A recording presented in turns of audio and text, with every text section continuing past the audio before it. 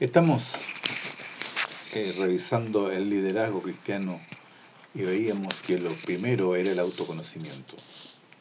Y en el autoconocimiento miramos primero que todo cuáles eran las necesidades de nuestro entorno. ¿Qué es lo que encontrábamos como necesidades? Y construimos una matriz en particular con las necesidades que tenemos. Vamos a dar un paso más. Contemplemos a Jesús. Cuando la Trinidad miraba a la humanidad creada, encontraba que algunos estaban riendo, otros estaban llorando, unos estaban peleando y otros estaban abrazándose, y había de todo. Y ante eso, la Trinidad decide de que el Hijo se abajara y se hiciera hombre y fuera uno más de nosotros. Y así es como nace Jesús, hijo de una campesina humilde de Nazaret. Y Jesús llega a nosotros, llega al mundo para hablarnos cara a cara. Y Jesús es enviado en misión. La pregunta es, ¿cuál es la misión de Jesús? ¿Cómo Jesús llega a concluir su misión? ¿Cómo Jesús llega a determinar qué es su misión? Y recordemos que todo parte cuando Jesús, estando en Nazaret, decide ir al Jordán a bautizarse con Juan. Todo el mundo estaba yendo al Jordán a bautizarse con Juan. Y Jesús decide también ir. Y dicen los evangelios que cuando estaba allí a punto de ser bautizado, sintió una voz desde lo alto que decía: "Este es mi Hijo amado, en quien confío". Esa fue la voz de Dios en Jesús, con una primera aseveración que debe haber llegado muy hondo: eres mi Hijo amado. Lo mismo nos dice Dios a nosotros: eres mi hija amada, eres mi Hijo amado, en ti confío. Eso es el comienzo del relato evangélico de la vida de Jesús en el Jordán. ¿Y qué es lo que hace Jesús? Una vez que siente eso y es bautizado, se va a hacer ejercicios espirituales, se va a un retiro, al desierto, con el objetivo de encontrar allí la voluntad del Padre. Es en ese retiro, en el desierto, donde Jesús pretende poder descubrir la misión. Y cuando el demonio se da cuenta que Jesús está detrás de esa meta, lo tienta, trata de sacarlo de allí. También a nosotros el demonio tratará de que no encontremos la misión. Y Jesús encuentra su misión. Y Jesús, cuando sale del desierto, ya tiene una idea clara en la mente. Tiene una idea clara, un objetivo de vida. La misión de Jesús. Y lo primero que hace es convocar un equipo de trabajo para llevar a cabo la misión. Lo primero que hace es armar una comunidad para poder llevar a cabo esa misión. Y allí nace el grupo de los apóstoles. Y nacen los primeros cristianos. Y finalmente, con ese grupo, Jesús entrega su vida por la misión. Entrega su vida por la misión. Llega a ser crucificado por la misión. La pregunta es, ¿cuál es la misión de Jesús? ¿Qué fue lo que lo motivó a poder dar su vida, a entregarse por entero. ¿Qué entendió como voluntad del Padre, como su misión? El reino, anunciar el reino. Esa era la misión de Jesús, anunciar una buena noticia, el reino. Esa es la misión. ¿En qué consiste esa misión? ¿Cómo se lleva a cabo esa misión? En los evangelios existe un pasaje que es central para explicarnos la misión de Jesús, que está en el capítulo 4 de Lucas. Allí dice de que Jesús fue a Nazaret, que era el pueblo donde él se había criado, y el sábado entró en la sinagoga como era su costumbre, o sea, fue a misa, y se puso de pie para leer las Escrituras, en la liturgia de la palabra, según el rito judío de la época. Y le dieron a leer, dice el Evangelio, el libro del profeta Isaías. Y allí encontró un lugar donde en el libro del profeta Isaías decía lo siguiente: el Espíritu del Señor está sobre mí porque me ha consagrado. Se debe haber acordado Jesús allí de lo que escuchó allí en el Jordán. Eres mi Hijo amado, en quien confío.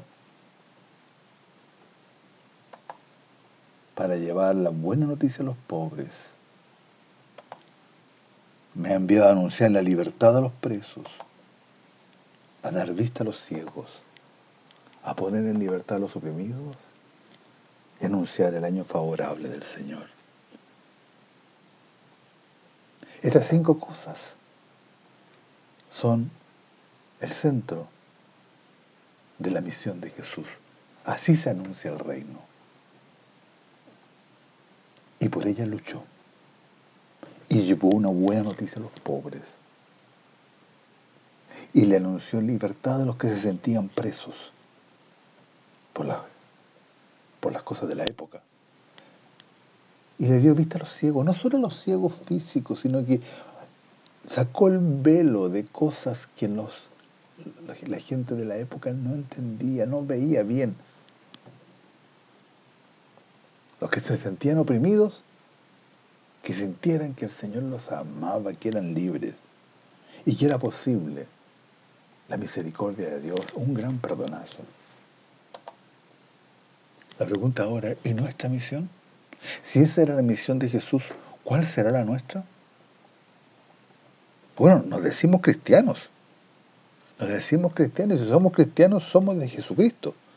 Como miembros del pueblo de Dios, hemos recibido de Cristo la misión de ser testigos, de ser los testigos de Él, de dar testimonio de Él. ¿De qué forma?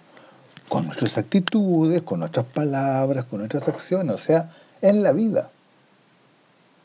En la vida. Y así poder hacer propia en nuestra vida la misión de Jesús. Entonces también nosotros hemos de dar una buena noticia a los pobres. También nosotros hemos de anunciar a los cautivos su libertad. Hemos de dar vista a los ciegos, liberar a los oprimidos y proclamar el año de gracia del Señor. Esa es nuestra misión. Ahora, cada uno de nosotros en lo personal, ¿cuál es el plan que tenemos de vida? ¿Nos hemos hecho esa pregunta? ¿Cuál es mi plan de vida? ¿Cuáles son los objetivos por los cuales lucho? ¿Cuáles son los sueños que me inspiran?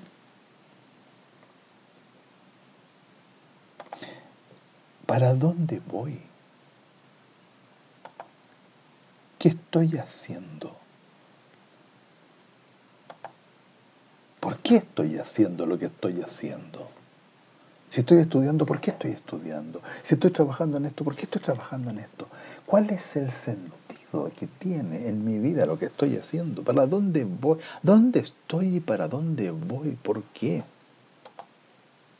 ¿Para qué estoy haciendo lo que estoy haciendo? Son preguntas complejas, pero qué bueno hacérselas.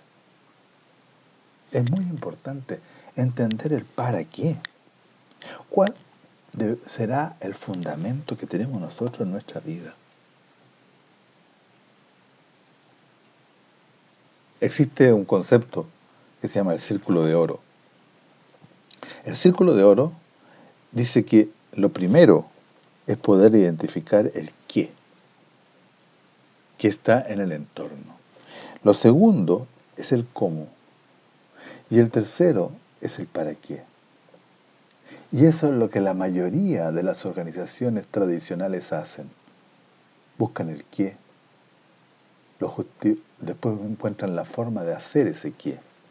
Y finalmente meditan sobre el para qué. La mayoría hace ese camino. Sin embargo, el camino al revés, ese es el exitoso. Si yo primero soy capaz de identificar la razón, el para qué hago algo, y después me preocupo del cómo lo hago y qué es lo que hago, es distinto. De esta forma voy a poder entusiasmar y me voy a poder entusiasmar yo mismo. No yendo muy lejos, en nuestra iglesia, en nuestras comunidades, verificamos de que cada vez va menos gente a misa. Es que le estamos ofreciendo liturgias. Nos hemos preocupado en el qué, en las liturgias. Y después a lo mejor podemos decir, mire, vamos a hacer una liturgia más bonita, que las prédicas sean más simpáticas, que haya coro. Pero el sentido profundo de por qué y para qué nos juntamos en la Eucaristía, y es para poder celebrar, dar gracias por las cosas de la vida. Lo principal es el estilo de vida del Evangelio, por lo cual les damos gracias a la Eucaristía. Entonces, es la vida, es lo que nos pasa en lo cotidiano, el punto central. Si nosotros ofrecemos a las personas el poder sentarse, juntarse a hablar sobre la cotidianeidad, sobre las penas y las alegrías, probablemente podemos convocar a más personas. Y finalmente terminan yendo a las Eucaristías. Y así, las empresas hacen lo mismo. ¿Han visto, por ejemplo, Coca-Cola refresca mejor? Lo primero, ese lema ha sido por años, por décadas. El para qué es la Coca-Cola, para refrescarse. Y así, vean ustedes las distintas empresas exitosas. Empresas exitosas, su lema parte en el para qué y después termina ofreciendo el producto. Bueno, lo mismo deberíamos hacer nosotros. Esto no es nuevo, esto es algo que está muy en boga y que este personaje, Simon Sinek, es quien lo ha estado explicando, digamos, últimamente, y es parte de mucha conversación y mucha convergencia al respecto, ¿no? Ignacio habla de lo mismo. Hace 500 años atrás, cuando escribió los ejercicios espirituales, dijo que lo principal, lo primero, era el principio y fundamento. ¿Para qué? Y él, al comienzo de los ejercicios, lo primero que hace es poner el principio y fundamento. ¿Para qué? Y allí define que el hombre es criado para alabar, hacer reverencia y servir a Dios nuestro Señor. Y mediante esto salvar su ánima. O sea, ese es el objetivo que Ignacio veía, con terminología de la época, de la Edad Media, ¿no? Alabar, reverenciar, servir, era lo más importante que se veía en esa época. Y las otras cosas sobre las haz de la tierra son creadas para el hombre y para que le ayuden en la persecución para el fin para el que es criado. O sea, él ya tenía esto, el centro, el para qué, es para alabar, para servir, para reverenciar. Y continúa Ignacio de que, por lo tanto, dice, Puede usar las cosas que están en la faz de la tierra, de modo que si le ayudan para el fin y si no le ayudan, no las toma. Es más enfático. Dice, por lo tanto, es importante que no hagamos indiferente a las cosas creadas, de tal manera que no queramos de nuestra parte ni ser más, ni más salud que enfermedad, ni más riqueza que pobreza, sino que en general, solamente deseando y eligiendo lo que más nos conduce para el fin para el cual somos criados. O sea, alabar, hacer reverencia y servir a Dios nuestro Señor. O sea, lo más importante para Ignacio es el objetivo de la vida, el fin para el cual fui creado. ¿Para qué? ¿Para qué habré sido creado yo?